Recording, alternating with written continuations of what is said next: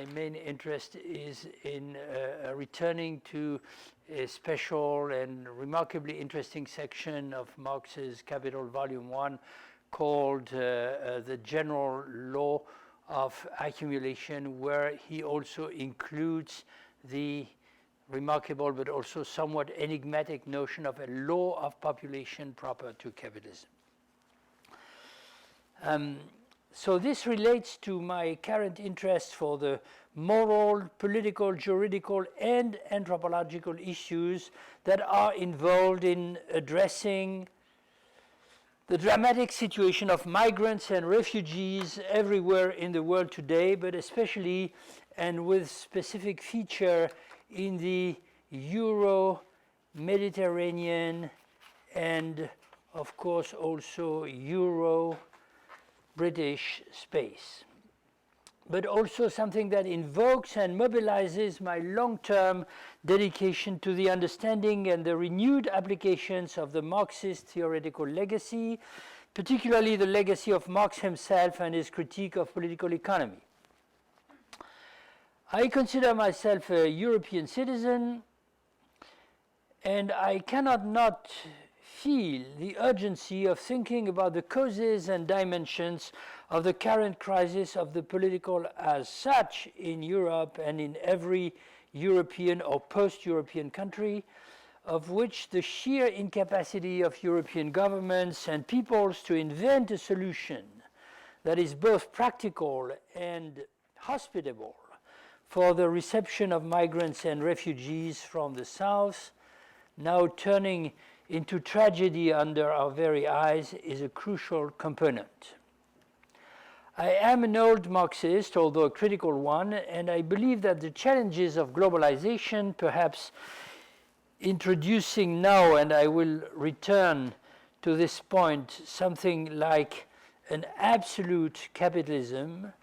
more than ever call for an analysis à la Marx, making use of his own tools while at the same time trying to renew and recast them. Among these tools features prominently one of the most admired developments of Capital Volume 1, and rightly so,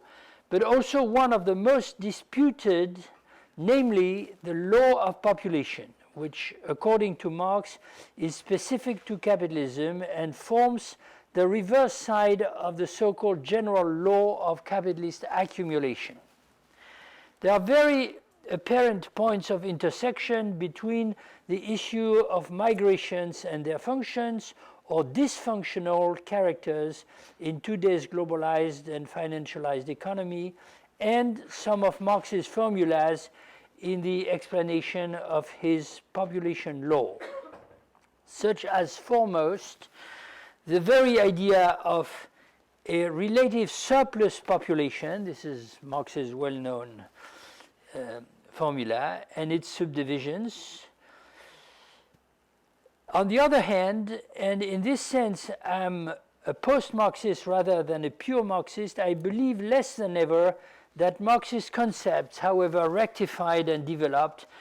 could suffice to provide us with the intellectual and political instruments that we need, but I will return to this in a moment. Let us say then that I will begin with general considerations forming like prolegomena to a post-Marxian theorization of the law of population, if there is one,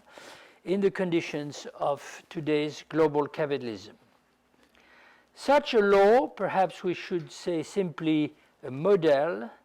to avoid the functionalist and deterministic connotations of the category law, was used by Marx in particular to emphasize his reversal of the dominant understanding among economic theorists of his time concerning the articulation of employment or unemployment with respect to cycles of accumulation and growth. Its consideration will take us from discussing in a preliminary manner issues of terminology related to migrants, refugees, exiles, to envisaging new regimes of mobility and immobility of populations, and new functions of border lines in the global world. A law or model of population, of course, cannot limit itself to registering quantitative aggregate variations. It must essentially discuss unequal distributions and differentiated patterns of mobility. I take my starting point from the current hectic or even virulent debates in Europe, where perhaps you will allow me to keep including the United Kingdom, which means that I take Europe as a geographic entity, about the distinction that might be made or not between different categories of people who in increasing numbers find themselves on the move, trying to cross institutional and physical borders such as oceans, seas, channels, mountains or deserts, located between countries and more generally between geopolitical and geoeconomic regions. The main distinction in these debates seems to be between refugees and migrants, because it is recognized and officially used, this distinction, by administrations, border controls, home security agencies, etc., in order to discriminate between populations that are deemed acceptable or deserving protection, in fact, I'm afraid less and less, and others who are deemed illegitimate and undesirable, although never completely in fact, because the affluent economies really need all sorts of precarious, low-paid workers and servants, particularly women, which already shows that capitalist demand and cycles must be counted here. Refugees are legally defined as groups in international law. They are supposed to be subjected to forced, involuntary displacement due to such causes as civil wars or ethnic cleansings perpetrated by dictatorial regimes. And there are other causes, of course, which are also admitted. On the other hand, migrants are supposed to be individuals who, even if in great numbers, voluntarily decide to seek labor, employments, conditions of living out of their place of origin, which in practice means their country of birth and education, by looking for opportunities across a border which also most of the time separates different or unequal economic situations. Not only this rigid distinction is permanently manipulated by the states who define them themselves, but it is less and less adequate to the real situation, the conditions of population flows, the consequences of their treatment, and it is forcefully challenged by activists in NGOs and solidarity networks, as also by experts and scholars working on displacements of population today, two categories which also often intersect. There are scholars who are activists, and there are activists who are fairly good scholars. Not only do the legal criteria defining refugees voluntarily ignore certain massive causes of forced dislocation, such as military interventions, sometimes even deemed humanitarian interventions, effects of climate change, economic disposition, which in the case of certain countries in Africa today amount to a veritable economic war waged against the traditional modes of production and forms of life. But they also conversely turn a blind eye towards the effects of the violent policies aiming at blocking migrants at the border, or if possible at keeping them away from the borderline, such as walls, detention camps, military operations, financial bargaining with intermediary states, etc., which literally create a new, relatively massive population of refugees in the more general sense of homeless, errant groups of people wandering between spaces and borders and subjected to different types of organized violence. And I suppose that Kent is not, or Canterbury is not so far away from Calais in France for you to have heard and seen pictures from these distressing situations. Excuse me. For this reason, it has been increasingly the preoccupation of intellectuals and activists who discuss these issues, particularly in Europe, to name, but not only, of course, to name or emphasize categories that at the same time encompass all the varieties of displaced people and people on the move, permanently or temporarily, while allowing it to identify the critical internal differences and permanent transformations of their status and their material situation. Such categories also reflect, of course, a moral and political, I would personally say civic point of view on the violences we are witnessing and the actions we think should be taken. In the title for another lecture that I was giving on the same subject, it was not only a question of migrations in a generic sense, but I used the name exiles, which in France at least is now of wide use among human rights organizations. There's also nomads, which has a more theoretical connotation because it calls for the consideration of long-term historical transformations in the regime of mobility of populations locally and globally. Therefore, reject in the first place the idea that the current condition of refugees and migrants is an accidental and merely temporary effect, but also draws our attention to the fact, already at the core of Marx's theorization, as we will see, that there must be a dialectical relationship between regimes of mobility and regimes of immobility, of which there are also many varieties. And I hope to have enough time to arrive at the end to some considerations on the conflict or the tension between these two situations. They are polar opposites in a single model or law with its economic, juridical, social, and anthropological dimensions. Therefore, if something like a new regime of mobility is emerging, which is likely to reverse essential aspects of the dominant ideas about such crucial political categories as territory, population, security, but also sovereignty, borders, identities, a new regime of immobility that includes forced immobility must also arise, probably no less complicated and conflictual. Before I finish with these preliminary considerations, I want to add another methodological remark. First, I want to submit that on this very question of the dialectical reversals of mobility into immobility and conversely,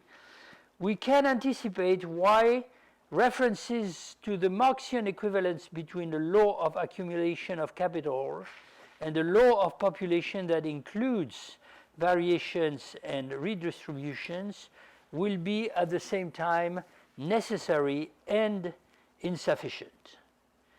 It will be necessary because the needs, the regulating capacities and legal instruments of capitalist development are globally determining and increasingly so.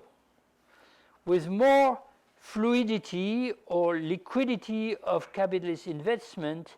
has also emerged more mobility of the human labor force, notwithstanding the coercive means that are used to keep it under control. But Marx, like other classical economists or thinkers, had a tendency to reduce the phenomenon of mobility to the more or less automatic adjustment to the cycles of capitalist growth, technological change, enlarged accumulation, therefore ignoring or marginalizing, because he didn't ignore that entirely, of course, the geographic and geopolitical structures of the distribution of populations with its biopolitical dimensions. Foucault's, of course, crucial invention of a new category that clearly overlaps with Marx's notion of surplus population and is also to some extent in tension with it.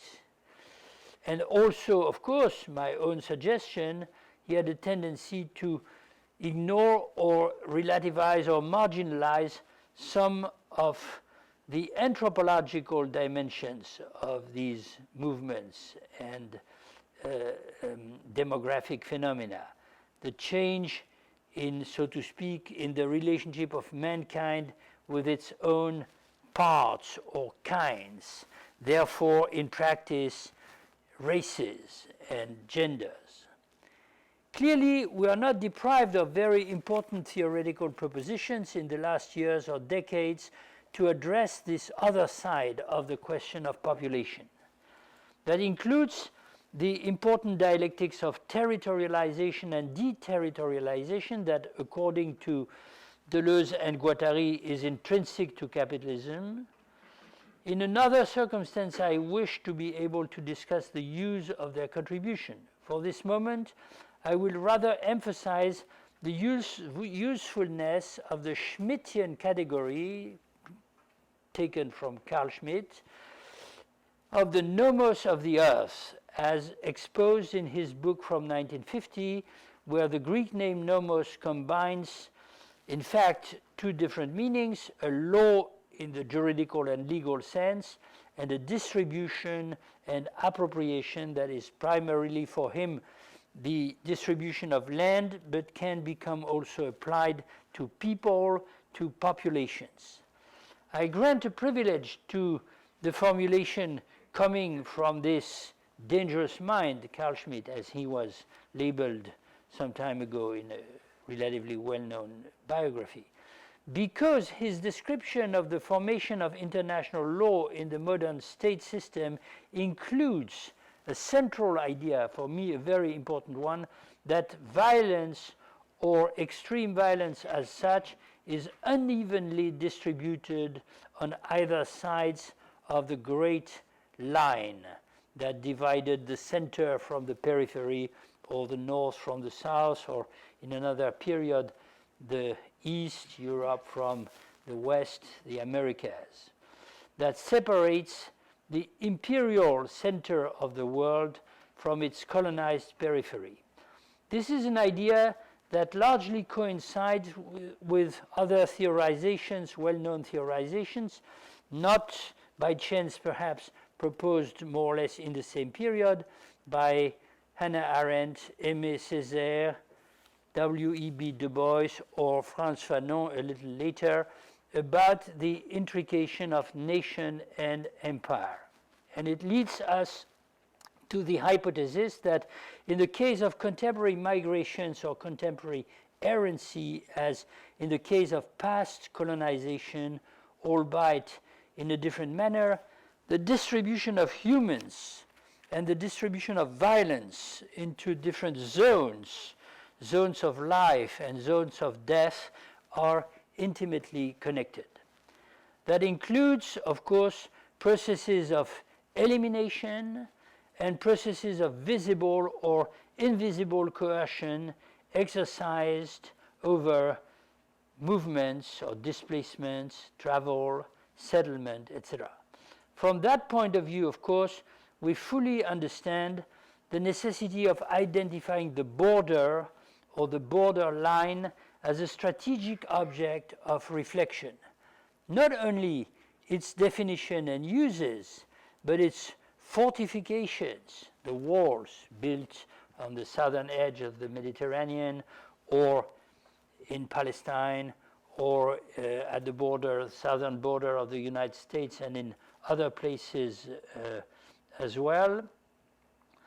Where's my line?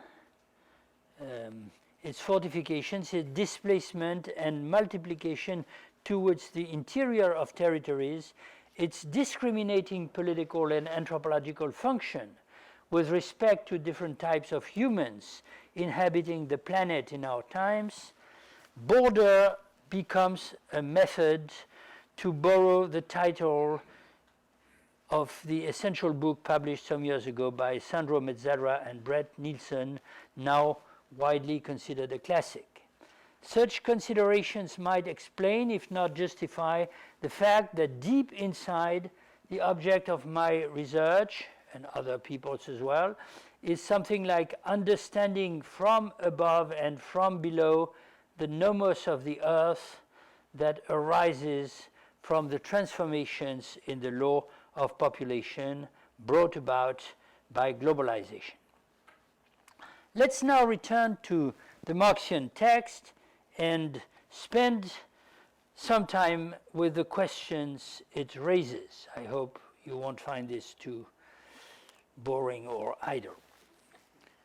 As I already said, the core idea in Marxist theory is the idea that there are different laws of population specific to each historical mode of production. Therefore, there can exist no such thing as a law or principle of population. In other terms, a demographic phenomenon that is naturally determined and transcendent to history and the change in the dominant economic structure. This is explicitly directed, of course, against Malthus, both because of the epistemological opposition between a biological and a historical materialist standpoint, and because of the harsh, quasi-genocidal consequences that derived from the Malthusian discourse for the suppression of the poor deemed superfluous. We are here at the core of the clash between two antithetic forms of biopolitics, to put it in Foucauldian terms, and this has never been as relevant as today, since the question of what to do with the poor and their specific demographic trends, whether to employ them and sustain them or eliminate them directly or indirectly, has returned to the forefront and the center, in fact, of the civic debate. Except that the poor Malthus and Marx are conflicting over are essentially the domestic poor. At times, of course, they are emigrating, for instance, from Britain or Ireland to Australia and America. Whereas the poor we are asked to accept or reject in Europe and other parts of the world today are coming from outside. They are mainly post-colonial poor from Africa, Asia, and Latin America. We remember the title of a famous book by Paul Gilroy, John Solomos, and others, published in 1982, a title borrowed, in fact, from a famous episode in Star Wars, The Empire Strikes Back, which, however, can be heard and used in completely antithetic ways. To fully historicize the law of population, Marx explains in the extraordinary chapter 25 of Capital Volume 1 that it forms the mere counterpart, or in statistical terminology, the dependent variable of the law of accumulation, which is a cyclical process of centralization and decentralization, technological change in the sense of ever increasing predominance of the value of machinery, the means of production, over the value of the labor force, thus driving capitalism, and with local inequality, the total capital of the society as such, towards ever greater concentration and capacities to exploit labor. The correlation described by Marx includes the periodic effects of attraction and repulsion in his terminology, that is, employment and unemployment, the hiring and firing or discharging of masses of industrial workers, which is directly dependent on what later economists like Schumpeter will call business cycles, and also long waves of economic activity and profitability. Therefore, of course, centrally includes crises as regulatory mechanisms, etc. Marx has a tendency to believe, and I don't think he is completely wrong, that a capitalist regulation of crises always tends, this is euphemistic, I think he's fully right, tends to impose the costs of overproduction, speculation, and recovery on the mass of poor themselves in the form of starvation or overworking, which also involves that the working class needs to adopt strategies of birth control and procreation to adapt to their demographic, to survival. And since capital combines strategies of technical revolution with policies of substitution of adult male workers by women and children who are supposed to be also more obedient, the laboring class may try to raise more children for them to contribute an additional revenue, etc., something that Marx describes at length. More generally, Marx's understanding of the articulation of population and accumulation is not purely economic, on the contrary. It is entirely political and represents a sophisticated elaboration of the concept of class struggle as an organic phenomena in at least three meanings. Let me summarize them. First, the cycles of attraction and repulsion of labor by capital leading to the constitution of what, in a powerful metaphor borrowed from the capitalists themselves, Marx calls a permanent industrial reserve army of unemployed workers waiting to be employed or re-employed, either in the same branch or factory or not, in the same place or not, and available for future use, but momentarily plunged into uncertainty and precariousness, creates a permanent pressure towards lower salaries or a counter pressure against rising salaries. It forms, therefore, the essential instrument that creates competition among workers, or transforms the competition among capitalists into a competition among workers, thus helping to maintain, re-establish, or increase the rate of exploitation of labor. This has, of course, direct and unequivocal application to the conditions in which today capital seeks to introduce low-paid,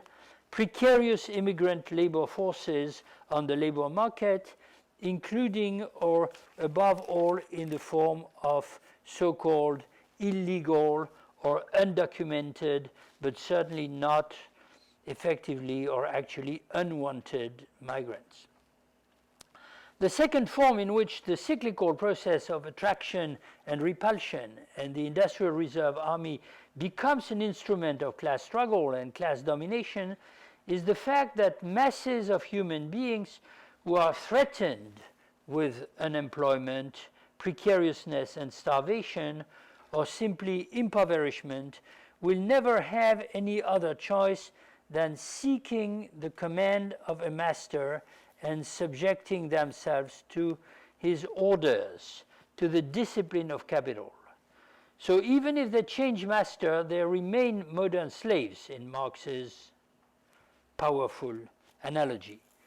As Marx writes, they are attached to capital by invisible chains.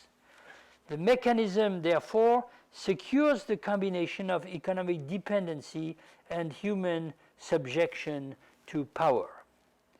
Finally, and most importantly for our reflection, Marx explains that the mechanism of attraction and repulsion lies at the heart of the dialectics of class division and class consciousness. And I'm tempted to introduce a negative category which is not in the traditional terminology, such as class unconsciousness. Therefore, the constitution of class on the side of the working class or the proletariat, not only as an economic and a sociological category, but a political formation in history. The working class is permanently divided in fluctuating proportions and variable durations into at least two broad antithetic categories, active and passive, laboring and employed, or non-laboring and unemployed labor forces, that's Marx's description, with more or less completely antithetic interests, a division which is overdetermined most of the time by anthropological differences, skilled and unskilled, male and female, adults and children, white and colored or black.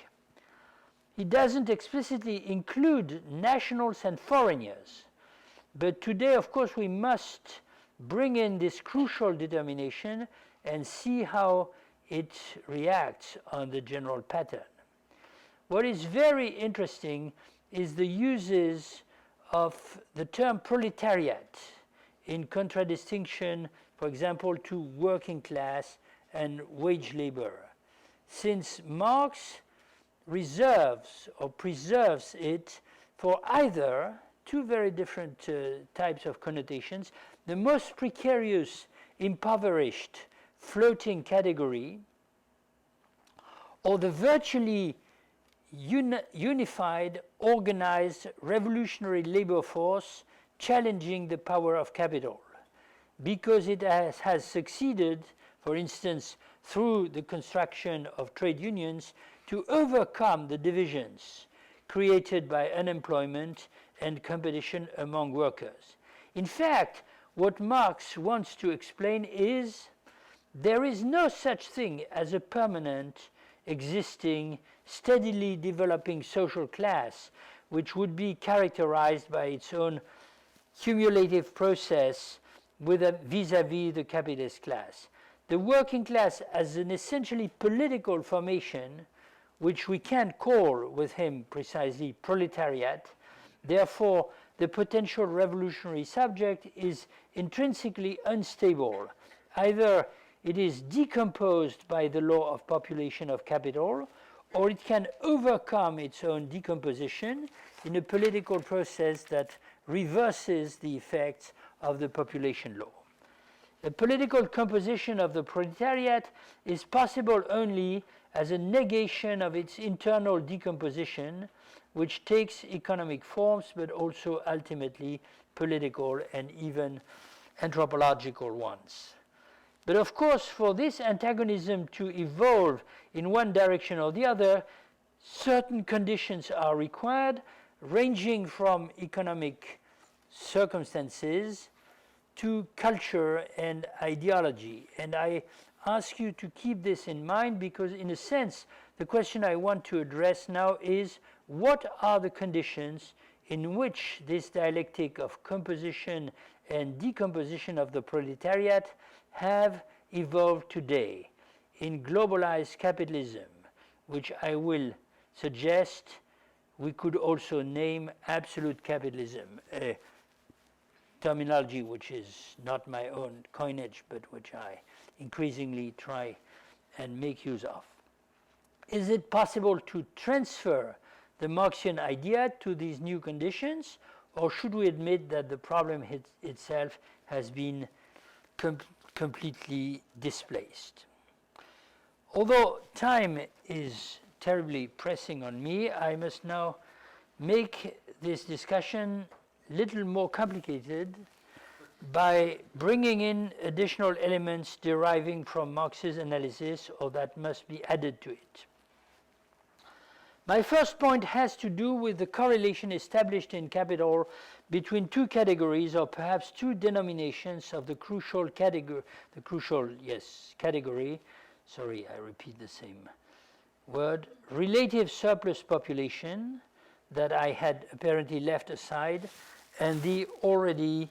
mentioned Industrial Reserve Army. I apologize for not using a good, well-devised PowerPoint in which you could see these formulas, but they are easy to keep in mind, and I was never able to master these modern devices.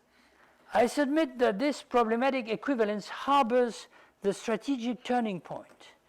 where we might have to diverge from Marx and take a different path. But we cannot do it if we don't fully understand the structure of his argument. Why? In fact, we are here again at the core of Marx's critique of Malthus and subsequent demographers. However they understand its causes, mixing biological, sexual, cultural determinations, they speak or they spoke of absolute surplus population or overpopulation. And this specter is very strongly returning these days, which for Marx means that the law of population is independent from and external to the logic and the space of realization of the capitalist accumulation. Interestingly, there are passages in which Marx seems to admit that there exists something like an absolute excess of population with respect to possibilities of survival, leading to processes of extermination or elimination. This is the case when, for example, he refers to the Irish famine in the 1840s, although this famine had nothing natural, no more than contemporary effects of economic war and climate change today. But ultimately, he turns towards the idea that the absolute character of surplus population is only apparent, or rather, it is something like a local effect of global forces, and therefore it is itself relative to a general cyclic pattern dominated by capital, which allows for excesses or extreme forms. And more generally, the central idea in Marx's explanation is that in the normal conditions of capitalist development, the surplus population is completely relative to the cyclical movements of capitalist accumulation. Therefore, it is also despite the sufferings, the violence, the chaotic oscillations, the conflictual effects in the life of the bourgeois society, a phenomenon that is functional, including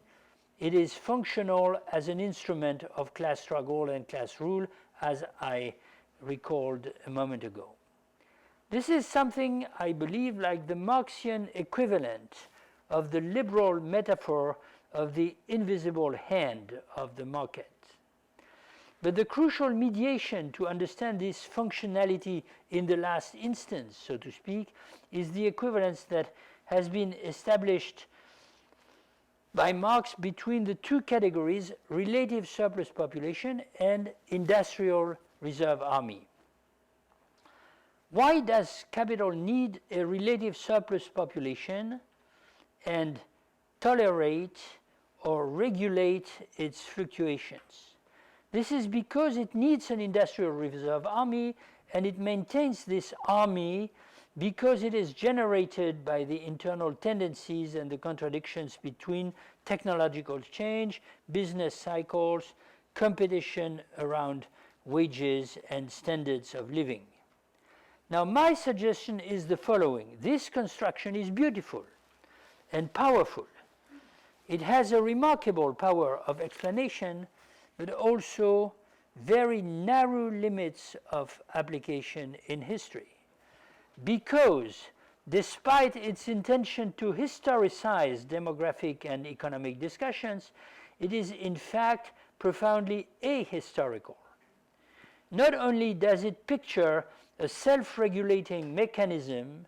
through crises and conflicts, admittedly, which I compared to another invisible hand, but it describes a kind of pure capitalism. We might believe that in the age of global capitalism, completely financialized, that has now more or less completely eliminated every form of pre-capitalist modes of production and which has incorporated or is on the way of incorporating not only production, but also reproduction, services, education, health, entertainment, communication, etc., even love, the possibility of a pure capitalism is finally reached. It is just the opposite, and I want now to progressively move in that direction, in particular through the incorporation of the historical elements that were left aside or misinterpreted by Marx. This will lead me to my third and final section. My first suggestion will be that the process of historicization or historical rectification of the so-called law, or its incorporation into a more complex and in fact even more conflictual and less deterministic model, has already begun in Marx himself, albeit in relatively distinct modalities that have had independent and separated effects. The first set of considerations or qualifications I want to draw your attention to emerges when in chapter 25 Marx proposes a more detailed typology of what he calls different forms of the relative surplus population, which consists of three categories. Very strange names he gives to that. They're of course telling, but they're also problematic sometimes. The floating surplus population, consisting of laborers who are periodically ousted and incorporated, therefore floating between employment and unemployment, but also emigrating from one place to another following the displacement of production. Second, we have the latent surplus population, which essentially correspond to the flow of free labor force continuously arising from the destruction of traditional agriculture and its transformation into mechanized capitalist farming. It is a considerable and complex category, in fact, because the idea can easily become extended to the general problem of how capitalism incorporates the surplus population arising from its own development against other modes of production, whether in the center or in the colonies. And the question should also be asked whether the transformation of women from domestic laborers, unpaid domestic laborers, into servants, workers, employees, which has a very erratic way of surfacing and disappearing in Marxist texts, but of course contemporary feminists have brought this powerfully to the fore, should become essentially registered in this category. And third, we have the so-called stagnant surplus population, a very strange term indeed, which belongs to the moral judgment rather than the sociological descriptions, where we find the most precarious, disposable part of the labor power, which Marx says is located chiefly by the statisticians under the rubric of domestic industry, where the combination of extremely low wages and continuous overworking leads to a permanent threat on the health and lives of the laborers, therefore paradoxically leading to increasing the size of families as a defense mechanism. This category is, as it were, not only in reserve, but it is always on the verge of annihilation, which brings back the specter of the absolute surplus from within the relative. In fact, it is not in reserve at all, since it works. It is made of people who are working, but in murderous conditions. And finally, Marx seems to introduce a fourth category which had not been announced, which is pauperism, or the population thrown into begging, tramping, but also criminality, the famous dangerous classes, or the lumpen proletariat with which he always had lots of difficulties. What to conclude from these typologies? Two ideas come to mind. One, in describing the concrete realizations of the mechanism of attraction and repulsion, with its political consequences, Marx seems to indicate that at the two poles of the mechanism, in work and in the absence of work, there emerges an extreme violence which is dehumanizing and leads to social, if not physical, elimination. From the core of the mechanism of reproduction in capitalism, a kind of black hole is created, where it is not only the class unity, but the society as such, as a system of social relations that is decomposed or collapsing. Of course, this belongs to the strong moral and political incentives to put an end to the capitalist system. But there is another idea. It is in fact difficult to consider a latent surplus population in Marx's sense as a cyclical effect of attraction and repulsion. The reason why it can be included in the industrial reserve army is that if capitalism continues its development, it will have been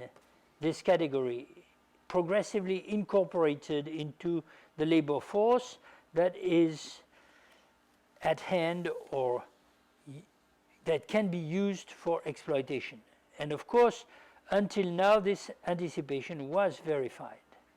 More generally, we see that Marx wants to demonstrate through the unlimited application of his law and the multiplication of these demographic categories that the whole society is a virtual part of the working class or the proletariat,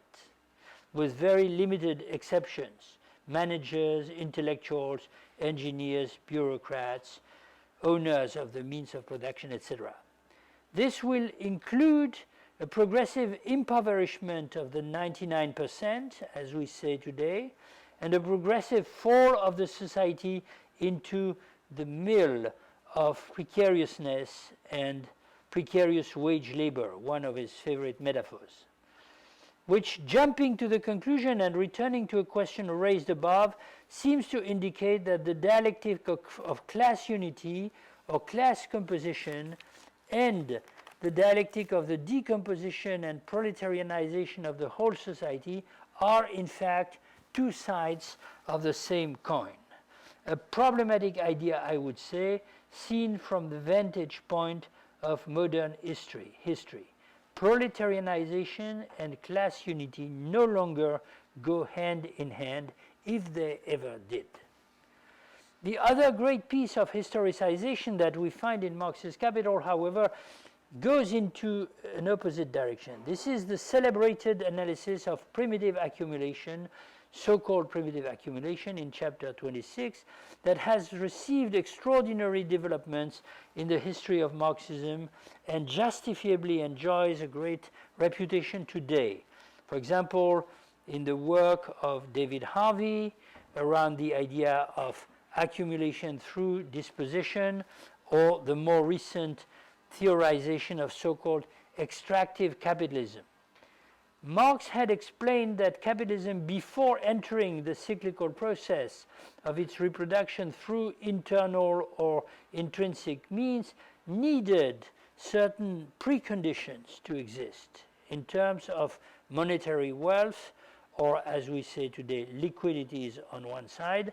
and in terms of a labor force that is free in both senses of the term, deprived of its own means of subsistence, released from the bonds of traditional communities which keep or retain their members generation after generation within themselves. And he had described the extremely violent means used in the classical England from the 15th to the 18th century, from the Renaissance to the bourgeois transformations, but also in the colony with, of course, Ireland as the first and most typical of these colonies, to hunt humans away from their birthplaces, with the enclosures destroying the commons and substituting humans with sheep. As Thomas More had famously written, "Now sheep eat men." However, he presented these processes as provisional and transitional. It is as if there could exist a relative surplus population only after in the initial period, paving the way for the development of capitalism, an absolute excess had to be created that would become later regulated or normalized. As we know, this is where later Marxist theorists of imperialism have entered the debate. The first was Rosa Luxemburg, and in a sense everything derives from her, from Samir Amin to Wallerstein to David Harvey and others. What she says is, the transition never ends, at least as long as there exists a capitalist law of accumulation, because such a law requires of an outside to the places of regulated or normalized exploitation. There's no capacity to maintain the rate of exploitation if there is no overexploitation and overworking, but there is no overworking if there is not a permanent process of disposition or destruction of the remaining commons in the periphery of the world, the colony, the semi-colonies, or even the post-colony. Which also means that the process of reproduction of the conditions of accumulation could find an end. But before it meets or finds an end, it is bound to intensify by displaying extreme forms of cruelty that dismember communities, uproot masses of people from their land, prevent them from organizing and resisting. At this point, we might think, here we are. We got it. What? The broad pattern of explanation that makes it possible to introduce a process of global migrations, including various forms of extreme violence producing refugees, whether officially recognized or not, into the working of a labor market which is absolutely and ruthlessly competitive, aiming at establishing the war of all against all, and which has overcome national barriers, or better said, has an absolutely cynical and instrumental use of national barriers, using, in fact, borders and border zones such as the Mediterranean, not just to block and filter passages, but to make entries risky and murderous, decimating the migrants on a daily basis in order to keep them as fearful and subjugated as possible. De facto, many of the current discourses about migrations, or even the population law that encompasses them in post-Marxian terms, are neo-Luxemburgian discourses, and in that sense they renew and expand a possibility that was inaugurated by Marx's analysis of primitive accumulation, lifting the limitation that was inherent in his notion of primitiveness, or perhaps pushing it to the other end towards the final stage of capitalism. I agree that there is something very important here, but in my opinion there are also insufficiencies. They have to do with a one-sided representation of the processes of precariousness and proletarianization in today's global capitalism. And as a consequence, they produce a certain incapacity to really understand the conflicts within different segments of the labor force in the broad sense, which make the construction of a single class consciousness, therefore a class in the political sense, more difficult, if not unrealistic, than ever, both nationally and internationally. And also, to me, this is a single problem, generates catastrophic decompositions of democratic politics. Let me try to explain this summarily and close. To describe the trajectory of modern capitalism in the 19th and the 20th century through the lenses of imperialism, colonialism, and post-colonialism, North-South Divide, whereby the condition for the normal operations of capitalist exploitation on one side is given by the abnormal or excessive form of disposition which continuously liberate humans on the other side, is useful. It is certainly indispensable, but it is insufficient. it leaves aside what happened in the center itself during the same period and what is happening now to this center or former center, however vague the limits are in fact, under the influence of the financialization of capital or its new liquidity. What happened in the center was the effect of the class struggle, the resistance, the organization of workers that Marx had called for, but that he only very partially witnessed himself. Marx clearly didn't believe that it would be possible within capitalism to limit the effects of savage competition among laborers, even if this was the horizon of his idea about class unity. Actually, that class struggle did take place, and it won significant results, fortified by the political consequences of such events as the two world wars, and by the fear of the communist example after the Soviet Revolution. Just read Maynard Keynes to be convinced of this. He's never tired of repeating it. This resulted in the creation of the so-called social state, whose equivalent in the United States is the New Deal and its aftermath, until Thatcher and Reagan decisively reversed the course. Despite the dangerous connotations, I prefer, therefore, to speak not only of the social state or the welfare state, but the national social state, or the national and social state, because I want to emphasize the fact that the existence of a social legislation, and especially a legislation that creates subsidies for unemployed workers, and more or less completely abolished the processes of falling into poverty, never completely, of course, and not for everybody, particularly not for all races, as we know, through indirect wages and sufficient pensions, is strictly conditioned by the fact that the state is a national state, granting social protection to workers or laborers who are also defined as nationals, national citizens. This is of the greatest importance and has political consequences when the social state and its relative amodiation of the mechanism of the Industrial Reserve Army are progressively dismantled by the so-called neoliberal policies. But why are they dismantled? It is not enough to invoke an ideology called neoliberalism that has become dominant, especially after the collapse of the socialist system or its transformation into aggressive national capitalism in the case of China, for example,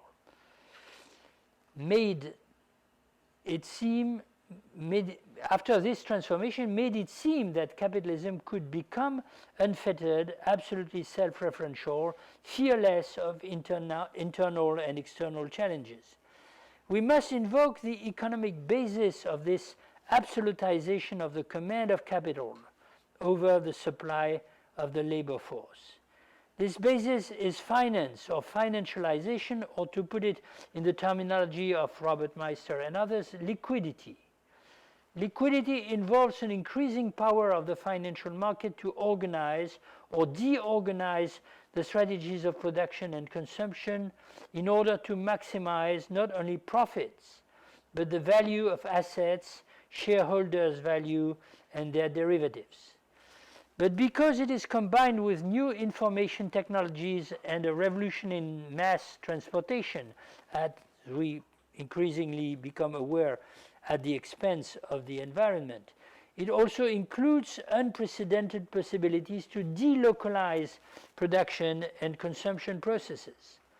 As some sociologists and economists argue, what precedes the mobility of people is the mobility of jobs, which are less and less attached to a stable place, a country or a region, although there is a residue of sedentary jobs that is shrinking more or less rapidly, especially in personal services or care activities. The result of this pressure that the nomadism of capital has exerted on the sedentarity of labor has been a huge and brutal degradation of labor conditions and statutes, which, coming after the relatively stable and dignified situation created by class struggles in the 19th and 20th century, class organization, social legislation, etc., produces an enormous combination of despair and resentment. And I take these moral elements as essential from the political point of view. More precisely, it produces objectively what the great French sociologist Robert Castel, a fellow traveler of both Foucault and Bourdieu, has called de-affiliation of the old working class from its social collective standing, and a phenomenon of negative individualism that is reinforced by the feelings of impotency with respect to the trends and accelerations of globalization. We might find it totally absurd, but we must understand that even in some cases, unemployed or extremely precarious national or so-called national workers who experience their embeddedness in a strong national tradition, now completely devalorized, view the poor, homeless migrants who are also very often able to adapt to mobility and dislocation in spite of the violence they suffer as beneficiaries of the flexibility of borders. More exactly, and here I want also to draw lessons from the extraordinary description provided by Saskia Sassen in her book, which I strongly recommend if you don't know it, Expulsions, Brutality and Complexity in the Global Economy, where she describes different forms of violent destruction of the environment and the rootedness in territories and communities. I would say that the law of population of absolute capitalism today combines enormous local effects of absolute surplus population, which are only abstractly compensated and perhaps in fact not compensated at the global level, with a division or decomposition of the labor force, not only between an active army and a reserve army of laborers, as Marx proposed, but between at least two kinds of precarious lives, two kinds of proletariats, if you like. One that is hunted away from its birthplace and exposed to the violence of states on the roads of exile, one that is stuck in its birthplace with a choice between unemployment, shrinking welfare, and devalued or devalorized work.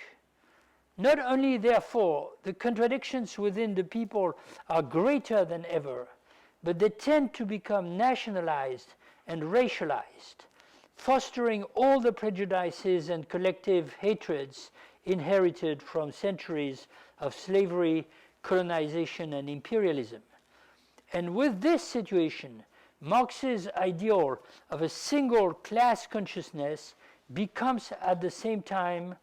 more necessary to defend some central democratic values and more difficult to practically achieve.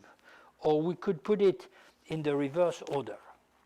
Absolute capitalism, an expression that has been already in use for some time now on various sides, is a capitalism which, after the end of the great transformation taking place in history between the beginnings of European expansion and colonization and the formal decolonization soon followed by the collapse of socialist states and the decadence of social democratic policies, has extended over all regions of the world, therefore beginning to blur and redesign the limits of center and peripheries, north and south. Above all, it has completely incorporated its own reproduction processes and destroyed every form of economic otherness.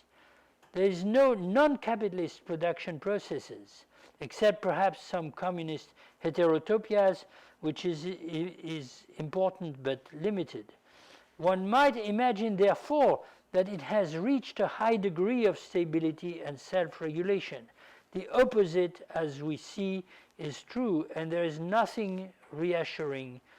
in that. Not only it is financially and politically unstable, but it is extremely violent and shows no capacity to control or restrain its own violence. The violent effects of the new population law are part of this, an important part. There always existed several patterns of distribution and exploitation of populations in historical capitalism, and Marx had theorized one of them. Now that they are fused into a single global but disjunctive and disruptive pattern of precariousness, what I call the two tendentially opposed form of precariousness, the political challenge for progressives is even greater. Thank you so much, and I apologize for the length of it.